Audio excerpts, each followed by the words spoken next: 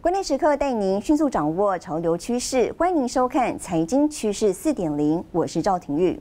首先来看到半导体界震撼弹 ，AI 晶片大厂辉达宣布斥资50亿美元入股昔日劲敌英特尔，共同开发 PC 跟客制化资料中心晶片。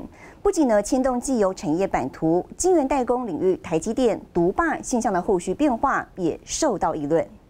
This partnership is a recognition that computing has fundamentally changed. 辉达执行长黄仁勋18号与英特尔执行长陈立武召开记者会，辉达将投资英特尔50亿美元，持股4%，成为最大股东之一。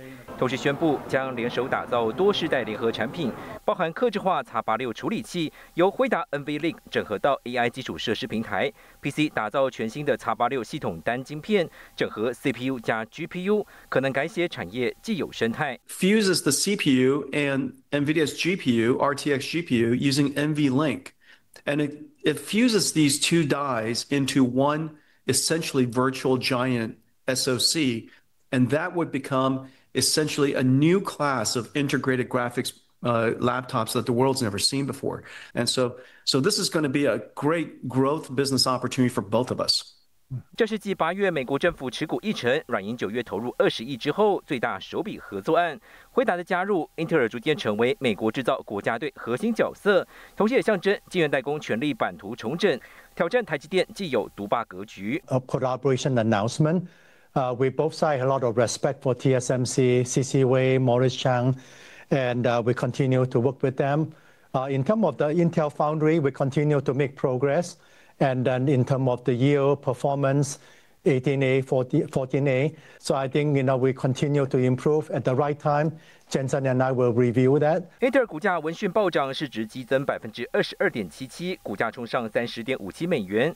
分析师认为，过去英特尔为自家产品代工欠缺实质订单，辉达入股合作有助英特尔14A、18A 制程推展，更大幅提升英特尔在 AI 领域竞争力。这个部分当然压力点就会比较是放在这个超微跟所谓的安谋的部分，就会比较感受到。那么来自于在辉达跟英特尔他们的一个合作关系，当然台积电还是辉达最重要的一个合作伙伴。英特尔主要对手 AMD 可能面临更大压力。至于台积电代工订单方面，资深分析师郭明奇认为，先进制程与 AI 晶片订单数年内不受影响下，台积电的优势应可维持到2030年。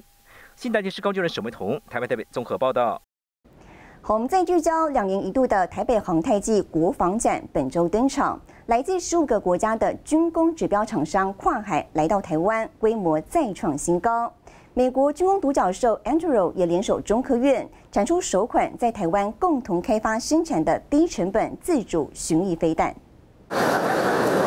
洛克希德马丁、雷神技术与奇航太多家美国军工巨擘跨海来台，齐聚国防展。镜头更捕捉到美国军工巨头诺格高层与台湾汉翔总经理互动热络，台美军工合作已是现在进行式。我们希望后续的维持都能够本土化，所以利用本土的供应链，对我们来讲，事实上是让我们计划成功非常重要的一环。那这样子做也可以把我们本土的供应链，借由我们的合作的机制，推向全世界。展场中还可见到美国军工独角兽 Anduril 联手中科院，展出首款在台湾共同开发生产的低成本自主巡弋飞弹，厚植我们的国防自主的能量，然后让我们具有一个韧性，作战的能力。我想台美之间都具有共识，不管是在相关的合作、技术合作或者是落地生产等等。随着欧美国家加速无人机去中化，美商 Shield AI 携手汉翔打造先进无人系统完整生态系，美商 Busa 也携手台湾名望与泰基，成为战略合作伙伴。飞鸿供应链是第一个，基本上如果要卖到军方，这是第一个要求。那我们能够透过我们这边的桥梁，把这个问题缩小。这样我们有更多的机会能够保卫我们自己的国家园。我们希望未来可以逐步的取代大疆，而且让这个影像呢辨识结合 AI， 可以更精准的追踪目标，以及做很多的决策应变。我们是有持续在跟你不同的国家合作，共同的目标就是替整个台海防卫以及整个全球的相关的比较敏感地区的防卫提供贡献一些心力。国防展来自英国贝仪系统、法国空中巴士等14国企业齐聚。法国参议院有台小组也把握访台期间亲自参观。Je sais que sur les questions de résilience, on peut travailler ensemble.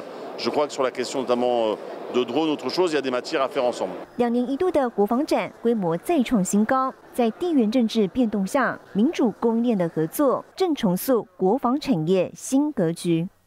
新唐人亚太电视林玉堂、赵廷玉，台湾台北报道。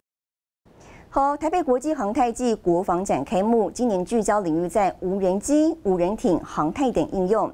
台湾厂商也积极推进供应链去魂化，提高自主研发实力，吸引国际买主目光。Future Defense Boundless Innovation。2年一度的台北国际航太暨国防工业展18日正式开幕，在地缘政治推升下，今年展览规模创新高，来自15国。490家厂商参展，超过60国专业买主预先登记，加上参展人士高达1.1万人。去宏供应链呢，不只是对自动性产业是一个机会，那对我们的国防产业，当然也是一个非常好的一个机会。规模这个越来越大，而且也受到国际重视的原因，逐渐变成一个亚洲的品牌。那已经有它的国际知名度跟国际重要性。今年展场呢也聚焦了这个无人机、无人艇的相关最新应用。那么雷虎呢也一口气展出了6款的无人载具，也特别增设这个100%台湾制造的关键零组件专区。陆海空所有的载具哦，那特别是这个在无人快艇部分哦，2-3年来我们一直投入相关的这个研发哦，一次性使用这个 FPV 哦。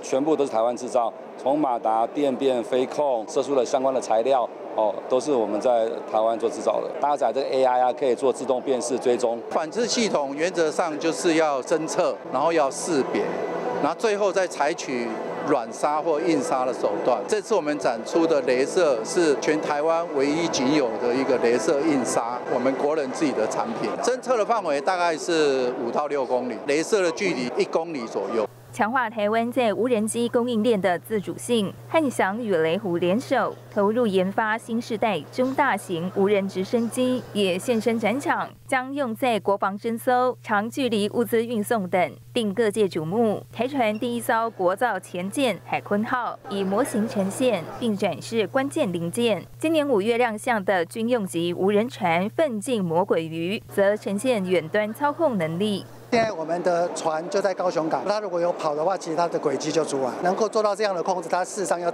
有不同的我们的射频来做一个控制，经过加解密，还要防止别人来做干扰。我们目前的产线只有设计1个产线，那交完第1艘之后，我们大概1个礼拜到10天就可以交1艘，如果它是属于量产。除了提升军事装备，还有国军的精准射击。台湾最大玩具枪业者自主研发无线训练系统电子靶，采用模组化设计，能无线扩充，模拟实战情境。从玩具枪到电子靶，都是 MIT。我们跳脱虚拟，最接近实战的训练器材，完全在无光情况下来做夜间的射击训练。那个是最重要的。现在国军最缺乏这样的一个训练器材。全民国防，如果每一个国民射击都很强，打枪都很准，那我们就会被尊重。迎接去红化浪潮，台厂从硬体到软体，增加自主研发实力，强联手，提升国防自主量能。新唐亚太电视陈慧模、李晶晶，台湾台北报道。国际军工俱乐部齐聚台湾国防展，台湾国防部展出51项新式装备，也展现研发实力，其中包括中科院首度研发完成的强攻防空飞弹系统，中科院证实已经进入量产。A1A2T 最引人注目的就是这一门 N256A1 120公里滑膛炮，搭配先进射控系统，有效射击距离长达3公里。有地表最强战车称号的 M1A2T 直接开进国防展场内，国防部展示对美军购的新式装备，还有这一个海马式多管火箭系统。那每辆发射车可装载载1个模组化式的弹枪。那每个模组化式的弹枪可吸行6枚火箭弹，或者是1枚战术区域飞弹。国防部也大秀研发成果，像是记者身旁的这个腰动5公里轮型战车呢，就是由台湾自主研发，首次对外亮相。M1A2T 可能是要正面面对敌军的主战车的时候用。那我们这一台车的主要是负责机动打击、快速部署的时候，它未来是希望是可以配附在外岛或者是在华东地区，可以达快速增援的效果。希望在这年底测评完之后，可以提供军种做五选。强攻飞弹武器系统针对敌的战术弹道飞弹威胁，所致力开发完成的陆基中程反飞弹系统，然后能够在中空层拦截敌的战术弹道飞弹，并能够与我国低层的反飞弹系统，如爱国者或者是弓山系统，形成重层的拦截火网。其中，以反飞弹用途的强攻1型拦截高度已突破70公里。另外，劲风3型攻击型无人机能垂直起空、自动转态平飞，也能全飞控制。除了展现国防自主的研发实力，也看见台美合作成果，包括水下自主无人多功能载具及水下自主式水雷。中科院院长表示，台美合作已成趋势。我们准备花18个月的时间，把整个供应链在台湾建制。那它的结果，我们希望把它的单枚的价格压到新台币650万元。如果超过这个价格的话，我想我们的研发任务等于就失败了。我要再强调一遍，未来它的全部的 supply chain 会在台湾建制。这大概就是我们未来所有合作的方向。必须强调，就是我们并不是要跟中国来做所谓的军备竞赛，我们也不认为这样子大规模的去透过武器装备或者阅兵的方式来去展现对于周边的一个威胁，这是一个良好的建立形象的方式，我们不认为这样。对于中共军事威胁，国防部展场上大秀肌肉，与国际合作做好准备。新唐人亚太电视陈慧模、李晶晶，台湾台北报道。好，带您看到这一周的财经趋势短波。美国能源部宣布启动 Speed to Power 计划，加速大型发电与输电专案建设，以应对人工智慧、资料中心及电动车推升的电力需求，并下令多座原定关闭的燃煤及天然气电厂继续运转。辉达宣布投资50亿美元入股英特尔，市场人士担心将影响台积电晶圆代工业务。对此，宏基创办人施正荣指出，辉达投资英特尔可能对未来 AI 生态影响更大。从竞争态势来看，台积电理论上还是遥遥领先。近期三星股价表现回稳，18号重回8万韩元整数大关，创下13个月以来新高。除了受惠美国联准会重启降息，也因为市场看好 AI 热潮持续拉抬韩系半导体厂业绩有关。由布莱德·比特主演的电影《F1》全球票房超过6.23亿美元。苹果执行长库克本周透露 ，Apple Studios 正积极讨论制作电影《F1》的续集。新唐人亚太电视整理报道。iPhone 17本周在全球同步开卖，相机有感升级成为果粉换机关键。更详细的新闻内容，休息一下，我们马上回来。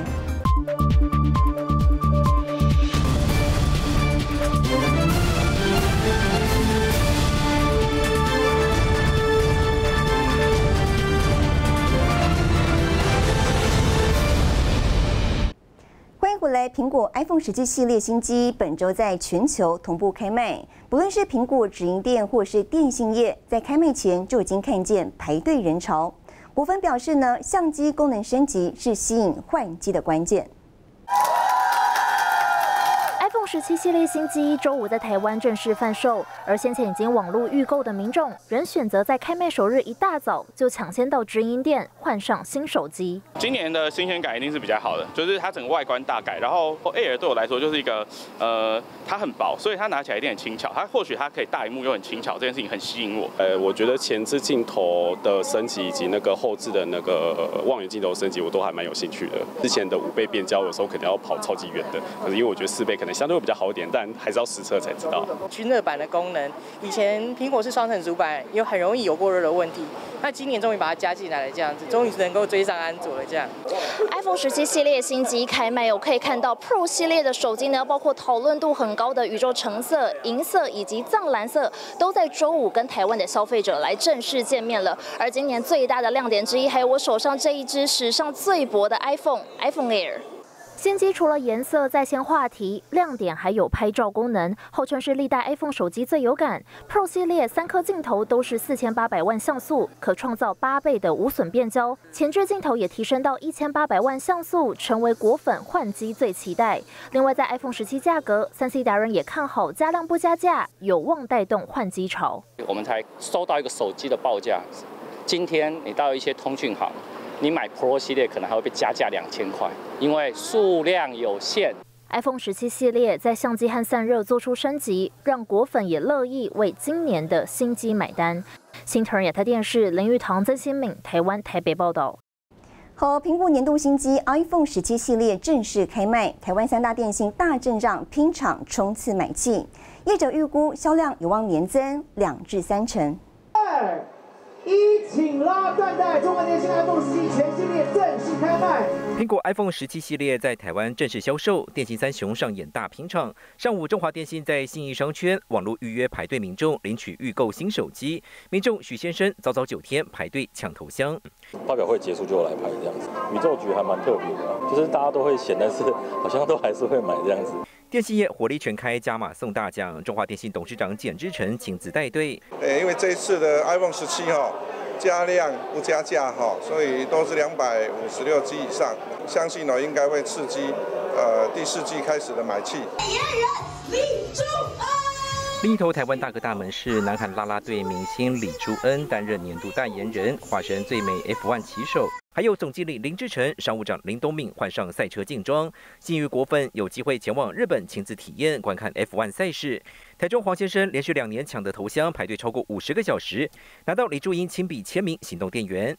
这有点回到原本的那种以前早期的铝壳的样式，因为它这次的相机都有做升级。对，那我本身有拍一些影片，那这些升级对我拍影片是有帮助的。电信业者端出优惠，远传电信48个月绑约，最低1399元起就能0元购机。台哥大网络预约回馈6800元之外，搭配各式 AI 加值服务。中华电信月缴1399以上赠送 Apple 购物金2000元，旧机换新机再加码。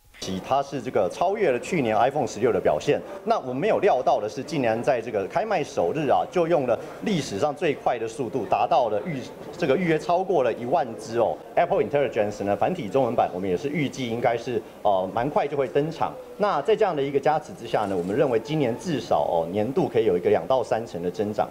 今年台湾民众升级 iPhone 主力以 Pro 系列为主 ，Pro Max 预购到货可能要等1个月，标准款也反应热烈 ，iPhone Air 反而询问度较低。今年除了电信三雄，还有苹果直营店、德一数位实体店以及网购平台 Momo、PC Home、顾鹏全电商也都加入战场，抢攻这波 iPhone 市场大饼。新台电视胡宗汉、沈维彤，台湾台北报道。带您浏览这一周的重要财经数据。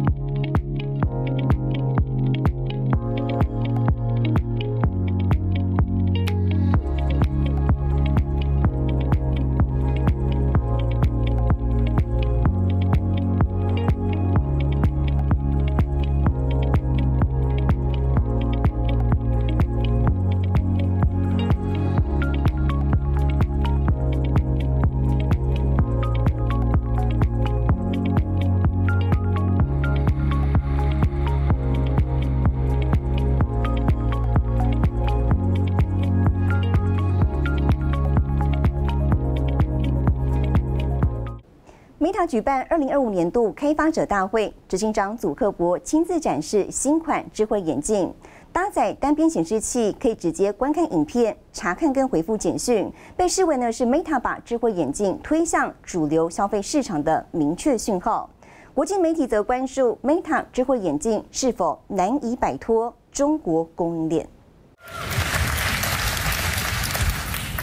These are glasses with the classic style that you'd expect from Ray-Ban, but they're the first AI glasses with a high-resolution display.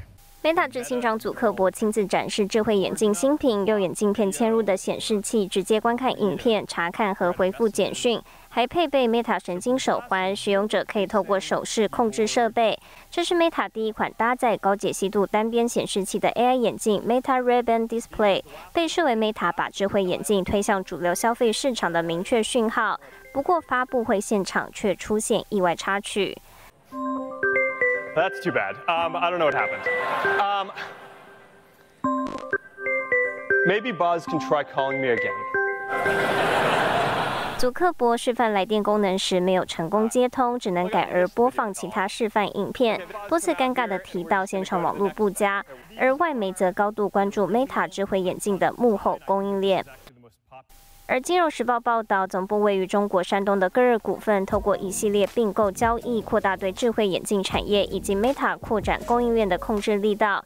对此 ，Meta 发声明回应，其拥有健全且多元化的供应链，不会完全仰赖单一制造商，会持续在全球寻求新的供应链机会。新唐人亚太电视林家伟、唐杰安综合报道。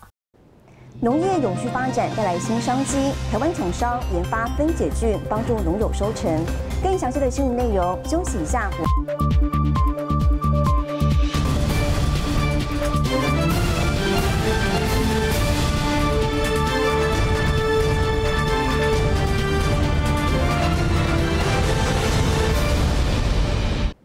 欢迎回来，台湾农业朝永续发展，当前的农业剩余资材如何再生利用，成为重要课题。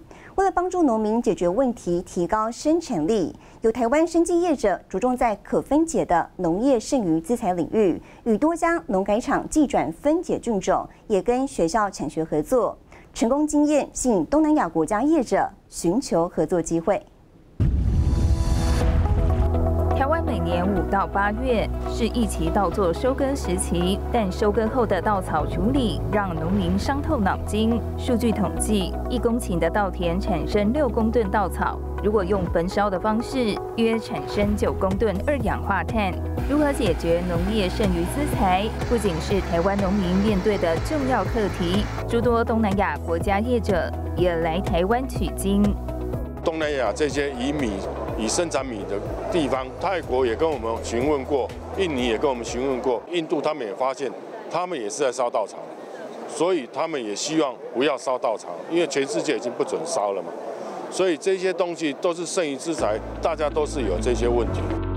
根据资料显示，台湾农业每年至少产生1000万公吨的畜禽粪、稻杆等农业副产物剩余资材，造成环境污染以及碳排放等问题。为帮助农民解决问题，提高生产力，台湾业者着重在可分解的农业剩余资材，与农改场合作，技转分解菌种，进一步研究改良。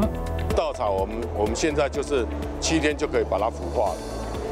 然后我们的枝条大概在1个月，我们就可以把它腐化，然后你就地就还田。整个彰化的葡萄藤枝条总共1200公顷，芭乐枝条我们也用了很多心血，跟葡萄藤枝条我们在彰化我们花了4年多的时间。在产量的部分，可以保守估计可以提升5到8%。以二氧化碳当量来说的话，可以减少30%到80%，表层土壤的碳的流失可以减少50%。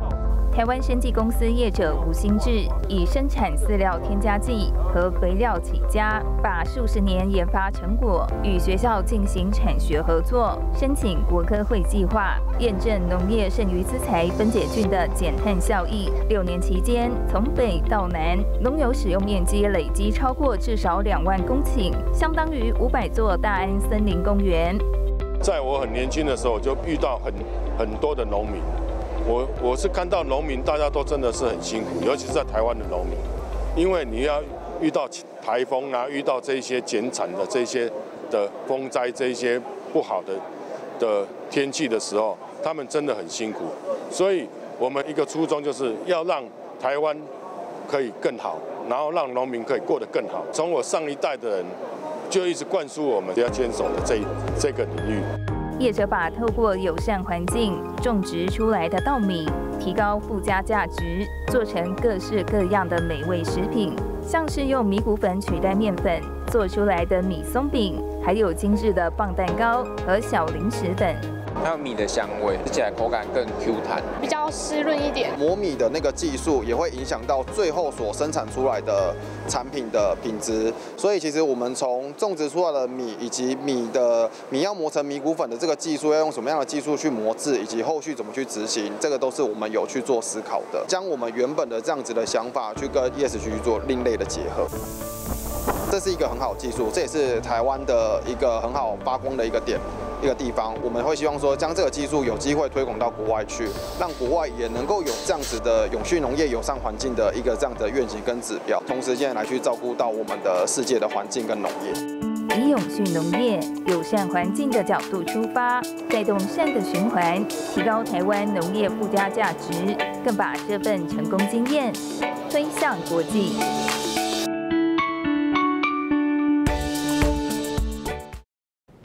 想看更多更精彩的财经趋势4.0的报道吗？